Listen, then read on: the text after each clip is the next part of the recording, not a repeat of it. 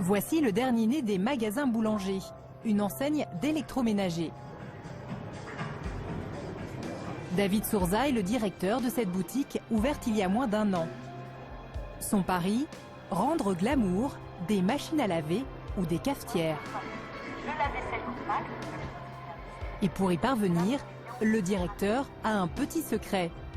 Il veut mener le client par le bout du nez.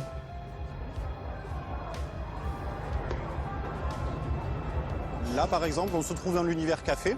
Donc, il est diffusé une odeur de café mêlée à du cappuccino. L'idée est, quand on rentre dans le magasin, avant de voir le produit, de se dire, tiens, il y a d'abord une odeur de café. Cette odeur alléchante ne provient pas des machines à café. Elles sont toutes débranchées. Mais de ce placard, ou plus exactement de cette petite boîte, un diffuseur. Il y en a plusieurs dissimulés partout dans le magasin. Il dégage une vapeur parfumée censée mettre le client en condition d'achat. Au rayon téléviseur, surprise, ça sent l'herbe fraîchement coupée grâce à un diffuseur installé entre 2 écrans.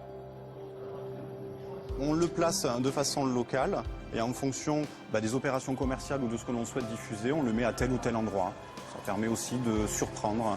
On sait qu'on va être dans une période propice aux ventes de télévision qui sera la Coupe du Monde. Ça permettra de théâtraliser le magasin déjà de par le visuel avec du gazon coupé, des maillots, des ballons de foot et associé à une odeur d'herbe coupée. Bon, le client est dedans, il est sur un terrain de foot. Ces senteurs artificielles permettent d'attirer les clients dans les rayons moins fréquentés.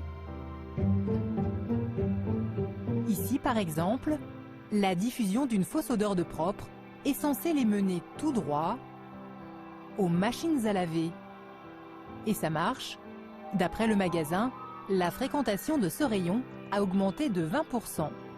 On est des commerçants et on est sur un seul concept qui est celui de faire découvrir nos magasins, que le client ait un maximum d'expérience et qu'à la sortie du magasin, acheter ou pas acheter, en tout cas qu'il ait vécu quelque chose. Vivre des sensations fortes, même dans un magasin d'électroménager. Cette idée séduit de nombreux commerces. Plus de 10 000 points de vente seraient équipés de diffuseurs de parfums. Derrière ces petites boîtes blanches se cache un vrai business, le marketing olfactif.